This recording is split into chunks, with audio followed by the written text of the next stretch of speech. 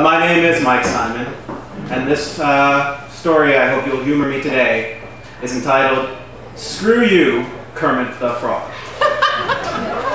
The word for tonight is Schadenfreude. Schadenfreude. Pleasure taken in the misfortune of others. Schadenfreude.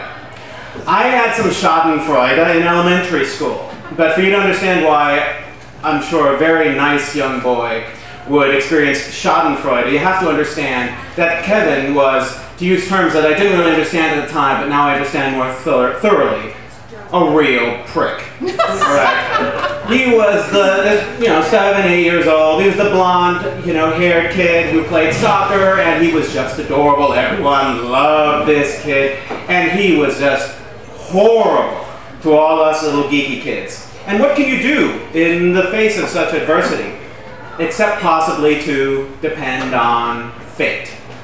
And as it was, it turns out that games like soccer can have their little mishaps, because one day Kevin comes in and he has a broken arm.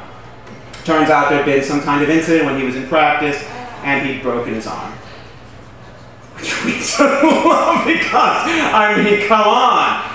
You gotta understand how bad bullying is in elementary school. It just twists you.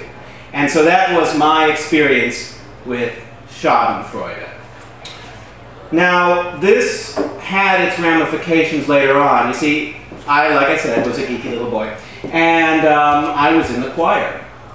And I didn't really understand that much what the songs meant that I was singing. But they just have us go up there and sing cute little things that the school and the parents would enjoy and so on. And one of the ones was a song that I got to sing the solo for.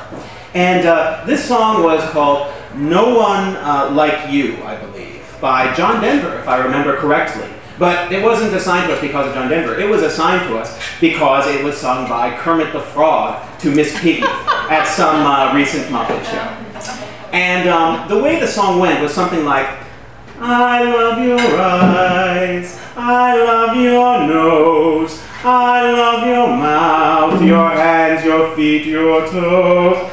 Except I didn't sing it like that because I was 7 or 8 or 9 years old and I had a tiny, high falsetto voice. So it's something like, I love your eyes, I love your nose. All right, so this alone should be the indignity of it all, but of course I wasn't aware of that. And everything really should have gone fairly smoothly in this concert before the entire school, as well as the parents who were congregating there. And by the way, we already knew there might be trouble when the song before that was Feeling Groovy. It turns out that, this was before groovy became cool, and then didn't become cool anymore, and then it became cool again, and I don't know if it's cool now. But anyway, we knew we didn't necessarily have the most friendly audience in the world. But nonetheless, it's time for my big solo in my high falsetto voice, sung by, actually it wasn't necessarily, maybe it was sung by Kermit the Frog to Miss Piggy, or maybe it was actually sung by Miss Piggy to Kermit the Frog. Anyway, I wasn't too sure about it, but who was I to make those sort of judgments? But before we could get started, the concert was already underway, and I'm about to do my big solo, when all of a sudden Mrs. Boobs walks up and wants to make an announcement. Her name wasn't actually Mrs. Boobs. I can't remember her name. I know we're supposed to tell the truth here, but all I knew is that I don't think she wore a bra and her boobs flapped all over the place, so that's all I remember about her. So I'm going to refer to her as Mrs. Boobs. Mrs. Boobs gets up and says, Mike is now going to sing a song, and he's going to sing it in honor of Kevin, who broke his arm in a soccer game last week. Kevin, this song is for you.